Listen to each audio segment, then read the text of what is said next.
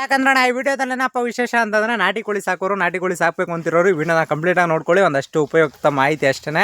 ಅಂದರೆ ಈ ವಿಡಿಯೋಗಳಲ್ಲಿ ಏನಪ್ಪ ಅಂತಂದ್ರೆ ನಾನೇನೋ ಔಷಧಿ ಬಗ್ಗೆ ಆಗಲಿ ಒಂದೇನೋ ಆ್ಯಂಟಿಬಯೋಟಿಕ್ ಬಗ್ಗೆ ಆಗಲಿ ಇಲ್ಲ ಅಂತಂದರೆ ಆಯುರ್ವೇದಿಕ್ ಆಗಲಿ ಯಾವುದೋ ಒಂದು ವಿಚಾರ ಹೇಳಿರ್ತೀನಿ. ಆ ವಿಚಾರದಲ್ಲಿ ನೀವು ಕಂಪ್ಲೀಟಾಗಿ ವಿಡಿಯೋ ನೋಡಿದಂತೆ ಸ್ಕಿಪ್ ಮಾಡಿಬಿಟ್ಟು ಆಮೇಲೆ ವಿಡಿಯೋ ಕೆಳಗಡೆ ತುಂಬ ಕಮೆಂಟ್ ಹಾಕಿದ್ದೀರ. ನಾನು ನೋಡ್ಬಿಟ್ಟು ತುಂಬ ಜನಕ್ಕೆ ಹಂಗೆ ಅಂದ್ಕೊಂಡೆ. ಪೂರ್ತಿ ವೀಡಿಯೋಗಳನ್ನ ನೋಡ್ದಂತೆಯೇ ಪೂರ್ತಿ ಔಷಧಿನ ನೀಟಾಗಿ ಕಂಪ್ಲೀಟಾಗಿ ನೋಡ್ಕೊಳ್ಳಂತಾನೆ ನಿಮ್ಗೆ ಹಾಕೋಕ್ಕೆ ಗೊತ್ತಾಗ್ದಂತೆಯೇ ಕಮೆಂಟ್ಗಳು ಮಾತ್ರ ಭಯಂಕರ ಹಾಕಿರ್ತೀರ. ಈ ವಿಡಿಯೋದಲ್ಲಿ ಹಿಂಗೆ ಆಗ್ತಿಲ್ಲ ಬ್ರೋ, ಮತ್ತು ಕೋಳಿಗಳು ಜುಗ್ಡಿಸ್ತಿದೆ.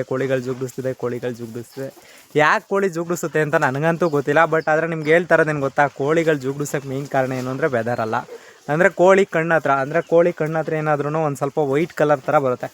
ಅಂದರೆ ವೈಟ್ ಕಲರ್ ಅಂತಂದರೆ ವೈಟ್ ಕಲರ್ ಕ್ರೀಮ್ ಥರ ಬರುತ್ತೆ.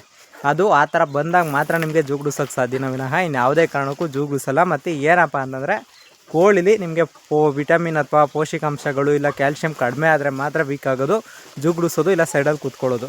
ಅದಕ್ಕೇನಪ್ಪ ಅಂತಂದರೆ ನೀವು ಫಸ್ಟು ಮಾಡಬೇಕಾಗಿರೋದೇನು ಕ್ಯಾಲ್ಶಿಯಮ್ಸ್. ಅಂದರೆ ಕ್ಯಾಲ್ಶಿಯಮ್ಸಂಗೆ ನಾನು ತುಂಬ ಸಲ ಹೇಳಿದ್ದೀನಿ.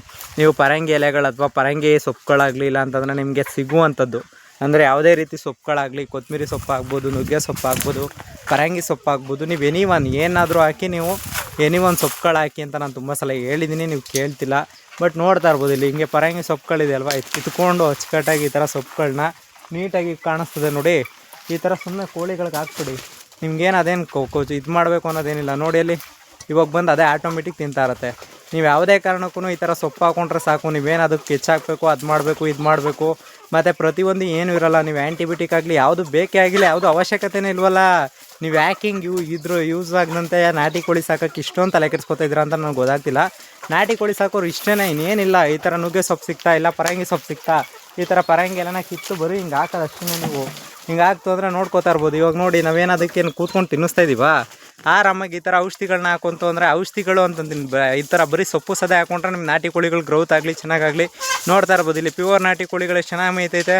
ಇವಾಗ ಬಾಕಿ ಕೋಳಿಗಳು ನಿಮ್ಗೆ ಇದೇ ಥರ ಸೊಪ್ಪುಗಳು ಹಾಕಿದ್ರೆ ಮೇಯಕ್ಕೆ ಹೋಗಲ್ಲ. ಈ ಮೈಸೂರು ನಾಟಿ ಆಗಲಿ ಸೋನಾಲಿ ಆಗಲಿ ಪ್ಯೂರ್ ನಾಟಿ ಕೋಳಿಗಳಿಗೆ ಈ ಥರ ಮಾಡಿಕೊಟ್ರೆ ಸಾಕು. ನೀವು ಆಟೋಮೆಟಿಕ್ಕಾಗಿ ನಿಮ್ಗೆ ಯಾವುದೇ ರೀತಿ ರೋಗ ಲಕ್ಷಣಗಾಗಲಿ ಯಾವುದೂ ಬರೋಲ್ಲ. ದಯವಿಟ್ಟು ಇದನ್ನ ಟ್ರೈ ಮಾಡಿ, ಇದನ್ನು ಯೂಸ್ ಮಾಡಿ. ಸುಮ್ಮನೆ ಯಾಕೆ ಆ್ಯಂಟಿಬಯೋಟಿಕ್ ಅಂತೆ ಆಯುರ್ವೇದಿಕ್ ಅಂತ ಇದೆಲ್ಲ ಯಾಕೆ ಸುಮ್ಮನೆ ಟ್ರೈ ಮಾಡ್ತೀರಾ?